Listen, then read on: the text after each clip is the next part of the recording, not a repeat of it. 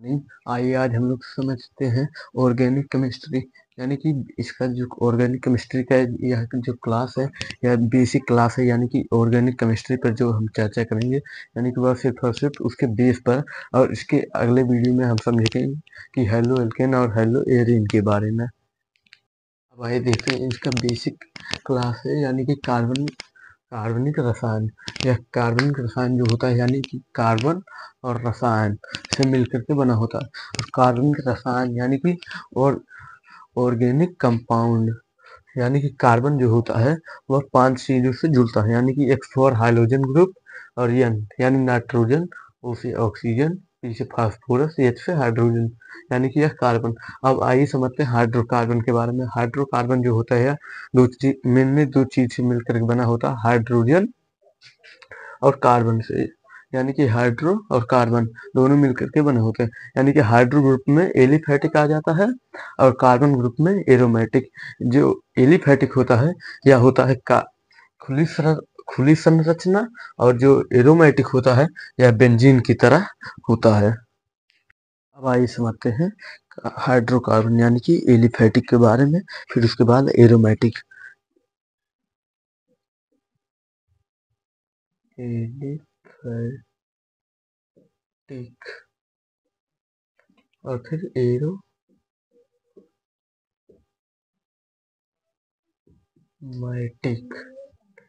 Aliphatic जो होता है, यह होता है खुली श्रृंखला, यह है बेंजीन।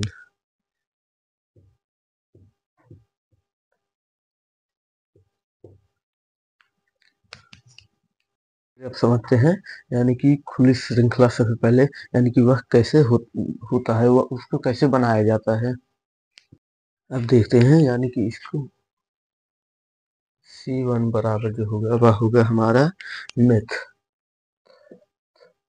मेथ C2 एथ C3 prop C4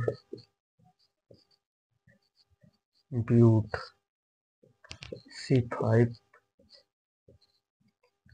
paint C6 जो होगा वह होगा हेक्स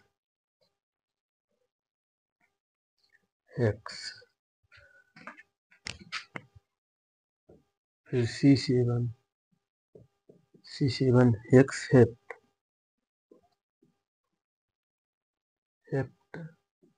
फिर उसके बाद C8 जो होगा वह होगा आक्ट। और C9 जो होगा वह होगा हमारा नॉन, यानी कि नॉन। और C10 जो होगा वह होगा डेक।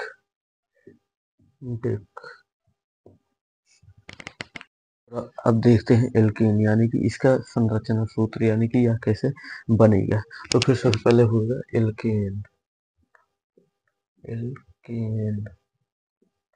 एल्केन का जो सूत्र होता है वह होता है CnH2n प्लस 2n। यह होता है एल्केन का सूत्र। अब दूसरा जो भी होगा वह होगा एल्कीन।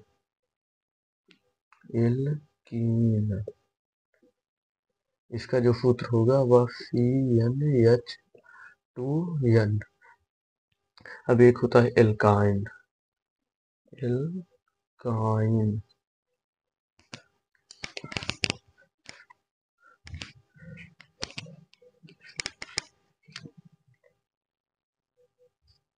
एल्काइन इसका जो सूत्र होता है वह होता है CnH2n माइनस 2n, यानी कि एल्काइन।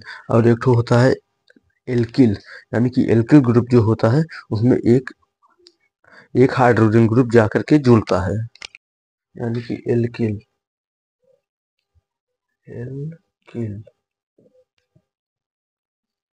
एल्किल का जो सामान्य सूत्र होता है वह होता है CnH2n प्लस 1। यह जो होता है एल्किल का सामान्य सूत्र होता है। तो फिर अब आइए देखते हैं, जो हम इसके अगले वाले में देखे थे मेथ एथ प्रॉप, यानी कि अब उसी से हम इसको इस सूत्र में लगा करके देखते हैं। अब आइए समझते हैं, यानी कि meth eth prop but pent hex hept ऑफ नॉन डेक, यानी कि अब इसको इसी सूत्र में रखते हैं, यानी कि सी एल्केन, एल्केन का जो सूत्र होता है वह होता है CnH2 प्लस एन, यानी कि अगर जैसे कि हम मेथ लेते हैं तो फिर मेथ में एक कार्बन होता है, यानी कि वह मेथ और प्लस एन, या फिर हो जाएगा मेथ मेथ प्लस एन, यानी कि यह दोनों जुड़ करके हो जाएगा मेथेन। मेथेन यह हो गया हमारा मेथेन। अब इसका जो सामान्य सूत्र बनेगा, यानी कि सी कार्बन जो है वह एक है, C1 और H2, यानी कि H2 होगा प्लस 2 है, क्योंकि यानी कि हाइड्रोजन। अब यहाँ पर हम समझते हैं, यानी कि कार्बन, एक कार्बन जो है, यानी कि इसको एक कार्बन के साथ दो हाइड्रोजन, और अगर आप मेथेन यानी कि एन शब्द अंत में जुड़ा हुआ है तो फिर वहां पर दो कार्बन और जुड़ेगा, यानी कि वह टोटल मिला करके हो जाएगा हमारा मेथेन। मेथेन का जो संरचना होता है वह ऐसे ही होता है, एच एच एच एच, यह है मेथेन का संरचना।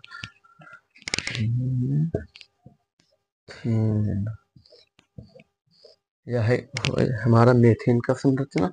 अब देखते हैं, यानी कि अब दूसरा भी एग्जाम्पल देख लेते हैं, यानी कि अब ले लेते हैं ब्यूट, यानी कि C4, तो फिर इसी सूत्र के हिसाब से हो जाएगा हमारा C4 और H, यानी कि H जो होगा C4, यानी कि कार्बन से दो गुना होगा, यानी कि H 4 दूना 8 प्लस 2, यानी कि 8 से 2, लास्ट में दो हाइड्रोजन ज्यादा यानी कि एक्स्ट्रा जुड़ेंगे, यानी कि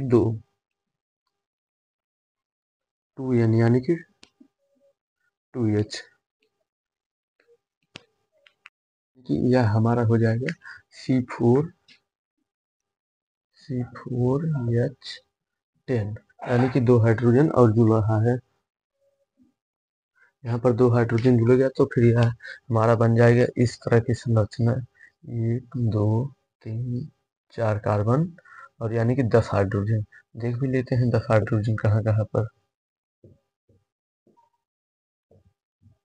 H H H H H H H H और यह H, यह जो होगा हमारे यह होगा ब्यूटेन।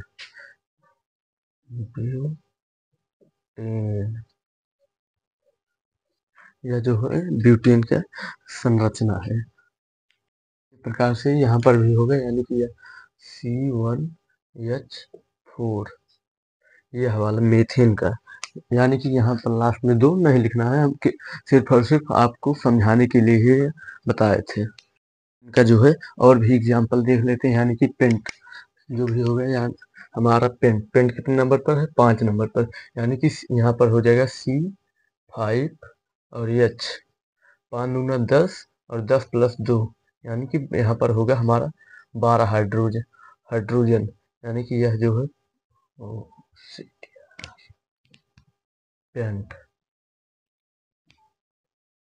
पेंटेन, यह जो हो जाएगा यह हमारा होगा पेंटेन, यानी कि अब देख भी लेते हैं इसकी संरचना जो होती है, 1 2 3 4 5, यानी कि इस पर इसके अनुसार 12 हाइड्रोजन होंगे, यानी कि 1 2 3 4 5 6 7 8 9 10 11 और 1 12, यानी कि 5 कार्बन पर जो होगा वह हमारा 12 हाइड्रोजन होगा, यह है पेंट। अब समझते हैं एल्कीन। आप समझते हैं यानी कि एल्केन के बारे में। एल्केन का जो सामान्य सूत्र होता है वह होता है CnH2 प्लस Cn।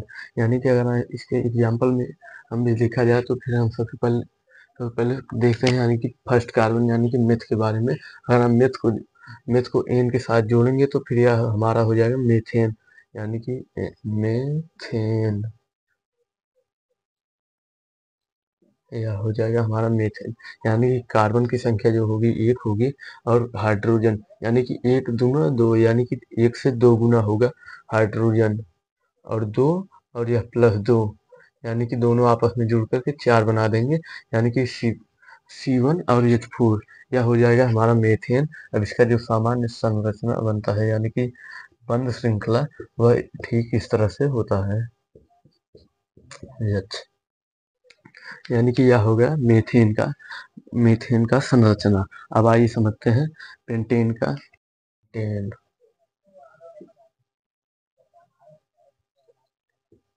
यानी कि पेंट जो होता है, पेंट वह है हमारा 5 नंबर कार्बन पर, यानी कि C5 यानी कि इसकी एन संख्या को बताता है कार्बन, और H2 यानी कि इससे कार्बन से 2 गुना होगा हमारा हाइड्रोजन, यानी कि 5 दूना जो होगा वह 10, और +2 यानी कि 12 हाइड्रोजन यह हमारा हो भी जाएगा 12। अब इसका भी देख लेते हैं संरचना। 1 2 3 4 5, यानी कि 5 कार्बन है। अब इस पर जो होगा टोटल हमारा 12 हाइड्रोजन आ जाएगा, यानी कि H 1 2 3 4 5 6 7 8 9 10 11 और 12, यानी कि जो भी है हमारे यहाँ पेंटेन का जो है 12 हाइड्रोजन और 5 कार्बन पर आ गया है। अब आप लोग निकाल करके बताइएगा कमेंट बॉक्स में, यानी कि आप लोग ब्यूटेन होगा तो फिर आप लोग निकाल करके बताइए उस पर कितने हाइड्रोजन और कितने कार्बन होंगे। एल्कीन के बारे में। एल्कीन का जो सामान्य सूत्र होता है वह होता है CnH2n, यानी कि एल्कीन। अब एल्कीन CnH2, बस इतना ही इसका सूत्र होता है एल्कीन का। यानी कि इसमें से जो होता है लास्ट में एन शब्द हटा करके इन शब्द जोड़ भी देते हैं। यानी कि अब इस पर एक देख लेते हैं। यानी कि मान लीजिए हमारे पास है ब्यूट, यानी कि C4 और H, यानी कि 4 दूना 8। अब इन में यानी कि एल्कीन है लास्ट में, तो फिर इसमें क्या होगा, डबल बॉन्ड होगा, यानी कि एक कार्बन के साथ डबल बॉन्ड जुड़ेगा। तो फिर अब इसका संरचना सूत्र जो होगा वह ठीक इस तरह से होगा, यानी कि सी सी एक सी के साथ, यानी कि डबल बॉन्ड का कार्बन होगा, तो फिर यह हो जाएगा हमारा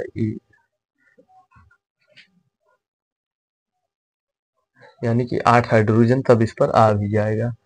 1 2 3 4 5 6 7 8, यानी कि इसके डबल बॉन्ड अगर इसका एक बॉन्ड तोड़ देंगे, यानी कि उसमें से 2 हाइड्रोजन मिलेगा हमको, यानी कि वह हो जाएगा तब हमारा एल्केन में। तो फिर एल्कीन नहीं पढ़ा जाएगा। एल्कीन में जो होता है वह डबल बॉन्ड होता है। यह था हमारा ब्यूटीन। ब्यूटीन यह था जो हमारा C4H8, यानी कि यह था हमारा ब्यूटीन। ब्यूटीन का जो स्ट्रक्चर होता है वह ठीक इसी प्रकार से होता है। आइए देखते हैं पेंटेन, यानी कि कार्बन जो होगा वह होगा हमारा 5 नंबर पे, यानी कि 5 दूना 10, यानी कि 10 हाइड्रोजन होंगे। अब इसका जो स्ट्रक्चर हो गया वह C1 C 1 2 3 4 5, यानी कि इस पर जो होगा डबल बॉन्ड होगा,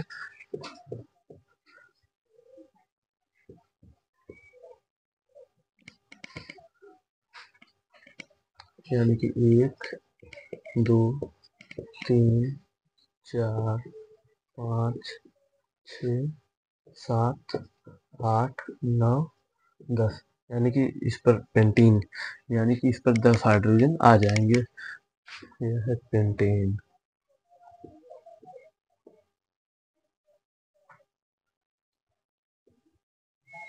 यह यह जो हमारा संरचना है यह पेंटेन की है, पेंटेन का है।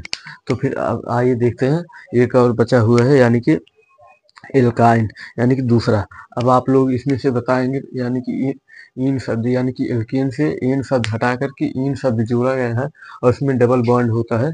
तो फिर अब आप लोगों को सॉल्व करना है, यानी कि हेप्ट, यानी कि C7 और H2, यानी कि 7 दूना 14 हाइड्रोजन होगा, और कार्बन जो होगा वो 7 होगा। अब आप लोग इसको सॉल्व करके कमेंट में बताना है। अब देखते हैं एल्काइन, यानी कि इसमें जो होगा आयन शब्द लास्ट में जुड़ गया वो आय एल्काइन, यानी कि इसका जो सामान्य सूत्र होगा वह CnH2 माइनस 2n, यह होगा हमारे एल्काइन का सूत्र। यानी कि इस पर जो भी होगा वह होगा हमारा ट्रिपल बॉन्ड, यानी कि इस पर एक कार्बन के पास ट्रिपल बॉन्ड होगा, और यह यहाँ से इन शब्द हटा करके एल्काइन यानी कि आयन शब्द यहाँ पर जोड़ेंगे, आयन आयन शब्द को जोड़ेंगे। तो फिर अब आइए देखते हैं इसका भी एक एग्जाम्पल। मान लीजिए हमारे पास है ब्यूट, यानी कि इसका हो जाएगा C4, और हाइड्रोजन कितना है, यानी कि 4 दूना 8 माइनस 2n, यानी कि यह है हमारा ब्यूटाइन, ब्यूटाइन।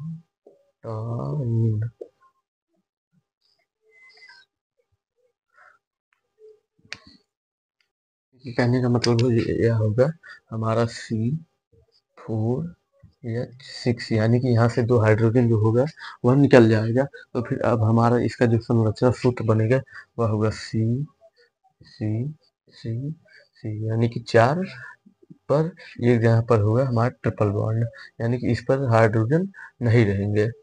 तो फिर देख भी लेते हैं इसमें भी H H H H H, यानी कि एक जगह पर हमारा नहीं रहेगा। तो फिर अब यहाँ से समझिए, यानी कि एक बॉन्ड टूटेगा 2 हाइड्रोजन यहाँ पर आ जाएंगे, और एक बॉन्ड टूटेगा 2 हाइड्रोजन यहाँ पर, तो फिर वह बन जाएगा हमारा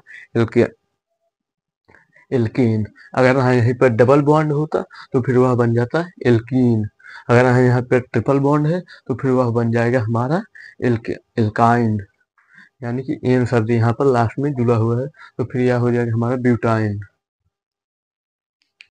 अब इसका और एक एग्जाम्पल देख लेते हैं। मान लीजिए कि हमारे पास है हेप्ट, यानी कि C7 और 7, यानी कि 7 दूना हो जाएगा हमारा 14, यानी कि 7 हाइड्रोजन है और 7 कार्बन है और 14 हाइड्रोजन, 14 में से यानी कि 2 माइनस होगा, हमारा बचेगा 12 हाइड्रोजन है। तो फिर यह हो जाएगा C7H12, यानी कि अब अगर इसका संरचना सूत्र 1 का 2 3 4 5 6 7, यानी कि यहाँ पर जो होगा हमारा ट्रिपल बॉन्ड होगा। अब आइए देखते हैं यहाँ पर, यानी कि 12 हाइड्रोजन कैसे आएंगे।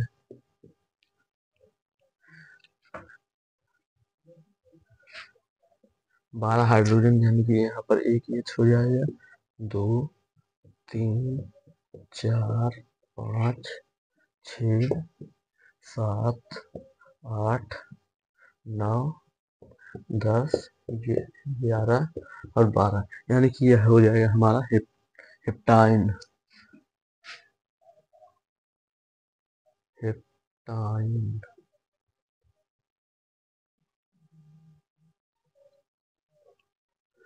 यह हो जाएगा हमारा हेप्टाइन। अब आप लोग इसको इसमें बताना है आप लोगों को ब्यूटाइन, यानी कि ओ सॉरी ब्यूट नहीं, प्रोप प्रोपाइन के बारे में आप लोगों को कमेंट में बताना है। एक और क्वेश्चन पूछता है, यानी कि नोट, यानी कि इसमें से संतृप्त और असंतृप्त हाइड्रोकार्बन कौन से होते हैं। तो फिर देखिए, जो एल्केन होता है जिस पर कोई बॉन्ड नहीं होता वह जो होता है हमारा संतृप्त हाइड्रोकार्बन होता है, एल्केन।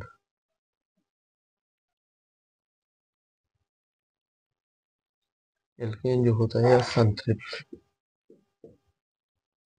संतृप्त संतृप्त हाइड्रोकार्बन होता है, और जो दो होते हैं यानी कि एल्का एल्कीन और एल्काइन जो होता है वह असंतृप्त हाइड्रोकार्बन होता है।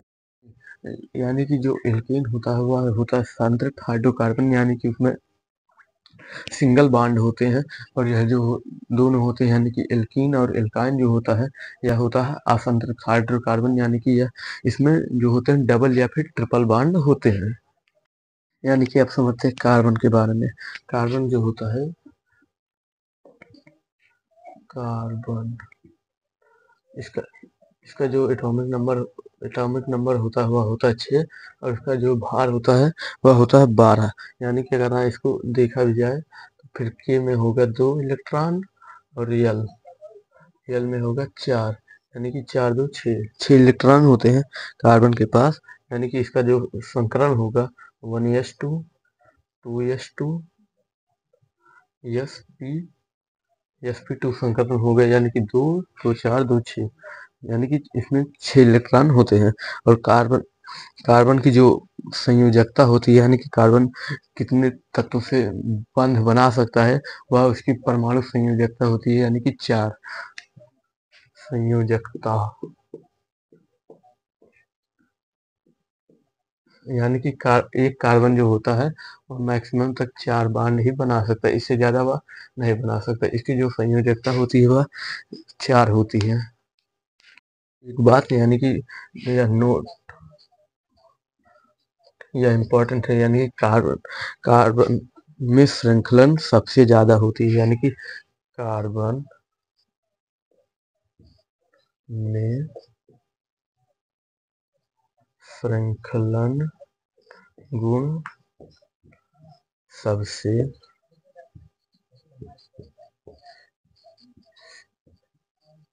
ज्यादा होती है। यानी कि इसका जो चैन होता है वह काफी लंबा तक होता है, जितना तक आप बना सकते हैं।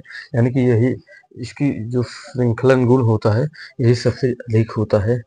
यानी कि इसका किसी भी सभी तत्वों से ज्यादा इसका श्रृंखलन गुण होता है, यानी कि कार्बन का। और कार्बन की जो परमाणु संयोजकता होती है वह 4 होती है। कार्बन का जो परमाणु क्रमांक यानी कि वह नंबर होता है वह अच्छा होता है। और कार्बन का यानी कि एटॉमिक मास यानी कि उसका जो भार होता है वह 12 होता है। तो फिर इसमें कौन सा हाइब्रिडाइजेशन पाया जाता है, यानी कि 1s2 2s2 sp2 हाइब्रिडाइजेशन पाया जाता है। समझते हैं, यानी कि कार्बन कार्बन का जो होता है एक पेंसिल यानी कि जो उसका रोड होता है उसको कार्बन का ग्रेफाइड यानी कि वह भी कार्बन का बना होता है, और जो हीरा होता है वह भी कार्बन का बना होता है। यानी कि जो पेंसिल का नोक होता है वह बहुत ही कमजोर होता है, यानी कि वह टूट जाता है। और यह जो कार्बन कार्बन का भी हीरा ही बनता है, यानी कि वह नहीं टूटता। इसमें क्या कारण है, यानी कि जो कार्बन का जो होता है ग्रेफाइड ग्रेफाइड कार्बन का जो ग्रेफाइड होता है, और हीरा हीरा जो होता है यह सबसे कठोर पदार्थ है। यानी कि हीरा में जो कार्बन के गुण पाए जाते हैं वह ठीक इसी प्रकार से भी पाए जाते हैं, यानी कि जिस कारण से यह मजबूत होता है। और ग्रेफाइड में जो भी गुण होता है वह ऐसे ऐसे ऐसे ऐसे यानी कि ऐसे ऐसे ही ऐसे ऐसे करके जुड़े हुए होते हैं, यानी कि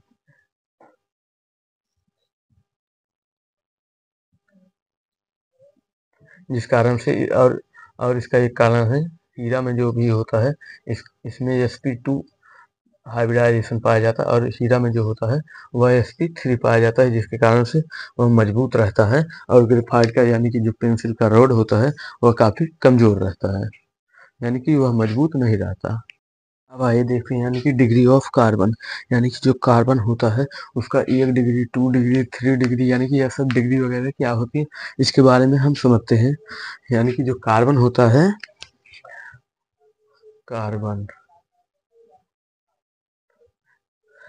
यह कार्बन होता है। अगर किसी कार्बन के साथ अगर एक कार्बन जुड़ता है तो फिर यह हो जाएगा हमारा 1 डिग्री का कार्बन, यानी कि यह जो हुआ यह हमारा होगा 1 डिग्री का कार्बन।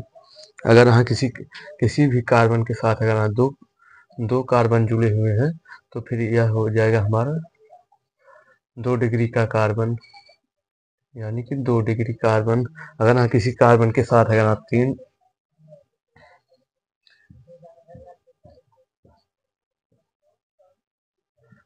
तीन कार्बन जुड़ा हुआ है तो फिर वह हमारा कहलाएगा क्या, 3 डिग्री कार्बन।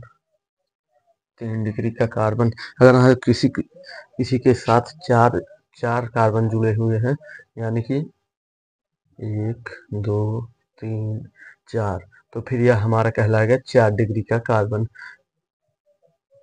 4 डिग्री का कार्बन।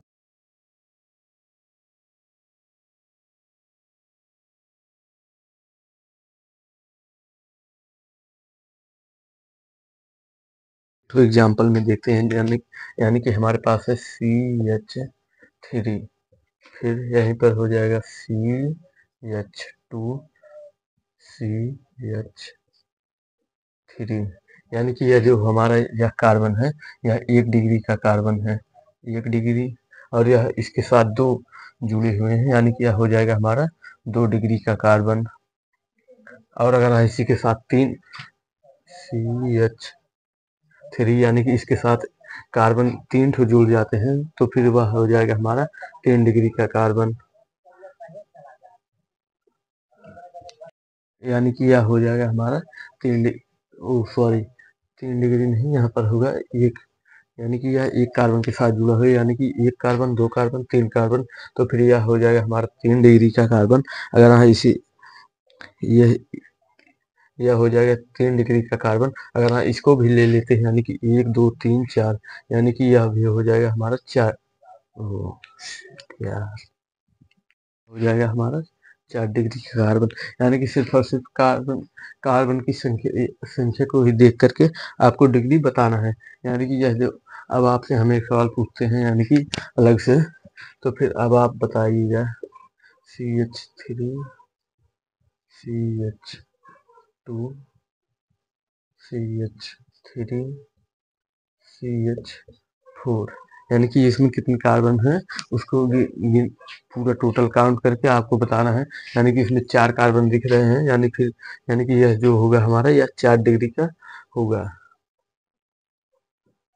यानी कि कार्बन का जो भी होगा 4 डिग्री, यानी कि बस यह सिर्फ और सिर्फ 4 ही डिग्री तक बनाता है, इससे ज़्यादा नहीं बनाएगा। इससे ज़्यादा अगर यहाँ बनाएगा तो फिर यह आगे से इसको अलग भी करना पड़ेगा, यानी कि जैसे कि CH3, तो फिर यहाँ से फिर शुरू होगा, यानी कि 1 डिग्री कार्बन। एल्केन जो होता है, यानी कि इसमें से एक हाइड्रोजन को माइनस कर देंगे, यानी कि वह आ जाएगा हमारा एल्किल ग्रुप। यानी कि अगर इसका सामान्य सूत्र यह है, यानी कि CnH2 प्लस N2, यह होगा एल्केन का सामान्य सूत्र, और यह जो होगा एल्किल का सामान्य सूत्र, यानी कि इसमें से एक हाइड्रोजन माइनस होगा। एक हाइड्रोजन को अगर हम माइनस कर देंगे तो फिर वह आ जाएगा, एल्किल को हम R से प्रदर्शित करते हैं, यानी कि अगर RH हो गया तो वह होगा एल्केन, और अगर R रहा तो फिर वह होगा हमारा एल्किल। तो फिर अगर इसका एग्जाम्पल भी देखेंगे हम, यानी कि इसका जो एग्जाम्पल होगा CH4, यानी कि अगर इसमें से एक हाइड्रोजन को हम माइनस कर देंगे तो फिर यह आ जाएगा हमारा CH3, यानी कि अगर यहाँ मेथेन है तो फिर यह मेथिल बन जाएगा। अगर ठीक इसी प्रकार से दूसरा एग्जाम्पल है पेंटेन C5H12, यानी कि इसमें से अगर एक हाइड्रोजन के इसमें से भी माइनस करेंगे तो फिर यह होगा हमारा C5 और H11, यानी कि यह हो जाएगा हमारा पेंटिल। हाँ, और RH, यानी कि जो RH वह है वह हेलो एल्केन है, और एक एक H को अगर हम माइनस कर रहे हैं उसकी जगह पर X, यानी X4 जो होगा हमारा हाइड्रोजन ग्रुप होगा। यानी कि अगर एल्किल का R ले लेंगे और प्लस X4 हाइड्रोजन ग्रुप, यानी कि ये हम मिलकर के बनाएगा तब हेलो एल्केन। आइए अब समझते हैं, यानी कि यह जो अगर RH हेलो एल्केन से, यानी कि इतनी सारी चीज़ें बनाई जा सकती हैं, यानी कि अगर हेलो एल्केन से एक हाइड्रोजन को विस्थापित करके अगर सॉरी एल्केन से अगर एक हाइड्रोजन को विस्थापित करके अगर हाइड्रोजन ग्रुप जोड़ भी दिया जाए तो फिर RH यानी कि यह बन जाएगा हमारा हेलो एल्केन, यानी कि X4 होता है फ्लोरीन, क्लोरीन, ब्रोमीन, आयोडीन, यानी कि यह बन जाएगा हमारा हेलो एल्केन का ग्रुप। और फिर अगर एक हाइड्रोजन को इसी से और विस्थापित भी कर दिया जाए तो फिर प्लस में OH अगर जोड़ भी दिया जाए तो फिर यह बन जाएगा ROH, यानी कि हमारा एल्कोहल। अगर एक हाइड्रोजन को और विस्थापित भी कर दिया जाए हेलो एल्केन से, यानी कि प्लस CHO जोड़ भी दिया जाए तो फिर यह बन जाएगा एल्डिहाइड ग्रुप, यानी कि RCOH। और फिर अगर RH से एक हाइड्रोजन को और विस्थापित करके अगर एमीन ग्रुप भी जोड़ दिया जाए तो फिर यानी कि यह हो जाएगा RNH2, यानी कि एमीन ग्रुप में आ जाएगा। अगर यहाँ एक हाइड्रोजन को निकाल करके R जोड़ भी प्लस COOH, यानी कि RCOOH को जोड़ दिया जाए, यानी कि हाइड्रोजन को निकाल करके तो फिर यह बन जाए हमारा कार्बोक्सिलिक एसिड, यानी कि कार्बोक्सिलिक अम्ल। और फिर अगर एक हाइड्रोजन को यही से और निकाल भी दिया जाए प्लस में OR जोड़ भी दिया जाए तो फिर वह बन जाएगा ROR, यानी कि हमारा ईथर OR। यानी कि अगर हमारे पास एल्केन है, अगर आप थोड़ा बहुत दिमाग लगाएंगे तो फिर सिर्फ और सिर्फ कुछ नहीं करना, हाइड्रोजन को विस्थापित करके RR यानी कि जोड़ भी देना है, यानी कि X को अगर हम जोड़ेंगे तो फिर वह हो जाएगा हमारा हेलो एल्केन। अगर हम एक H को माइनस करके OH जोड़ेंगे तो फिर वह बन जाएगा एल्कोहल। CHO को जोड़ेंगे तो फिर वह एल्डिहाइड, NH2 को जोड़ेंगे तो फिर एमीन, COOH को जोड़ेंगे तो कार्बोक्सिलिक अम्ल, और OR को जोड़ेंगे तो फिर वह बन जाएगा हमारा ईथर। आप समझते हैं, यानी कि डिग्री ऑफ एल्कोहल, यानी कि जो एल्कोहल होता है वह कितने डिग्री का होता है, यानी कि कितने डिग्री तक बनता है। तो फिर सॉरी, एल्कोहल नहीं, हेलो एल्केन है। तो फिर C इंटू C और X, इस X4 होता है हाइड्रोजन। अगर इसी के साथ अगर एक X यहाँ पर है तो फिर अगर एक C कार्बन एक जुड़ा हुआ है तो फिर यह जो होगा हमारा 1 डिग्री का एल्कोहल होगा, 1 डिग्री का एल्कोहल यह होगा। और 2 डिग्री के लिए यानी कि 2 कार्बन जुड़े होंगे तो फिर यह होगा हमारा 2 डिग्री एल्कोहल, यानी कि 2 डिग्री का एल्कोहल। अगर यहाँ 3 कार्बन जुड़े हैं X C तो फिर यह होगा हमारा 3 डिग्री का एल्कोहल, 3 डिग्री का एल्कोहल। अब अगर यहाँ इसको हेलो एल्केन, यह एल्कोहल नहीं होगा, यह होगा हेलो एल्केन, यानी कि एक कार्बन के साथ 1 डिग्री और 2 कार्बन के साथ 2 डिग्री और 3 कार्बन के साथ अगर ना जुड़ा है तो फिर वह 3 डिग्री का होगा हेलो एल्केन। X4 होता है हेलो एल्केन।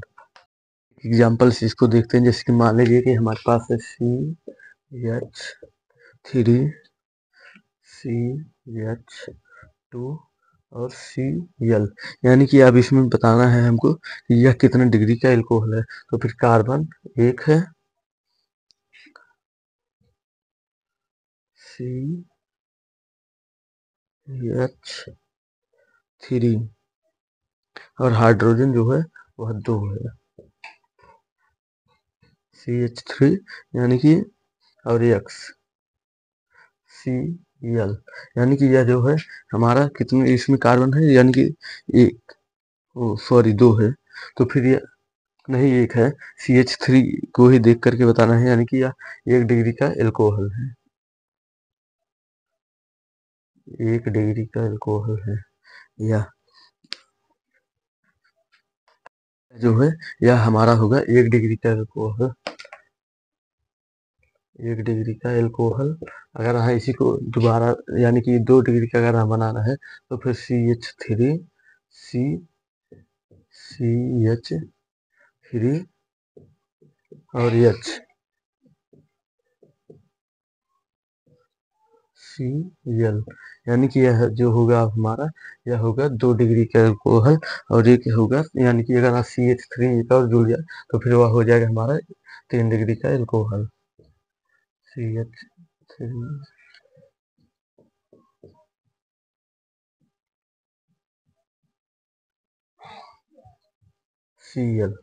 यानी कि यह जो होगा यह हमारा होगा 3 डिग्री का हेलो एल्केन। ओ सॉरी, हाँ हेलो एल्केन ही होगा, यानी कि यह होगा 3 डिग्री का एल्कोहल। या हेलो एल्केन क्यों होगा, क्योंकि यह जो है यक्स होता है, यानी कि chlorine chlorine chlorine bromine iodine, यह जो होता है यह हाइड्रोजन ग्रुप के परिवार हैं, यानी कि हाइड्रोजन ग्रुप के सदस्य हैं ये लोग, इसलिए यह जो होगा हेलो एल्केन ही होगा। यानी कि Cl 1 डिग्री का, यानी कि CH3 अगर यहाँ 1 है तो फिर वह होगा 1 डिग्री का अल्कोहल, अगर यहाँ 2 है तो फिर वह होगा हमारा 2 डिग्री का अल्कोहल, अगर यहाँ 3 है तो फिर वह होगा हमारा 3 डिग्री का अल्कोहल। बेसिक लेक्चर था यह खत्म हुआ है। अब यानी कि अब इसके नेक्स्ट पार्ट में, यानी कि या बेसिक के बाद अब हम स्टार्ट करेंगे, यानी कि हेलो एल्केन और हेलो बेंजीन, यानी कि इन दोनों के बीच में मतलब कि इन दोनों अलग अलग चैप्टर के टॉपिक हैं, इनको स्टार्ट करेंगे अब कल।